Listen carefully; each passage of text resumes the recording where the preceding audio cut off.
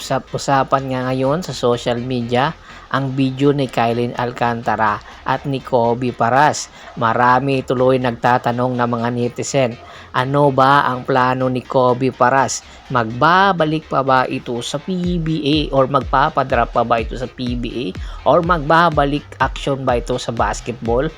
2 taon na malagi itong sa Japan si Kobe Paras at noong 2023 ay nag-expired na nga ang kanyang kontrata sa Alchiba Chira na kung saan isang season nga lang ito doon at hindi na nga binigyan pa ng extension contract at simula noon ay wala ng aksyon sa basketball itong si Kobe Paras. Marami ang nagtatanong, napakataas pa naman na mga fans sa expectation ni Kobe Paras dahil isa itong 6'6" high flyer na big man at meron shot blocking ability na badly needed ng Barangay Ginebra San Miguel. Ano ba ang plano? Susunod ba itong si Kobe Paras sa yapak ng kanyang amang si Benji Paras na tanging nakakuha ng rookie MVP sa kasaysayan ng PBA? Meron pa bang plano si Kobe Paras na magbalik basketball at the age of 26?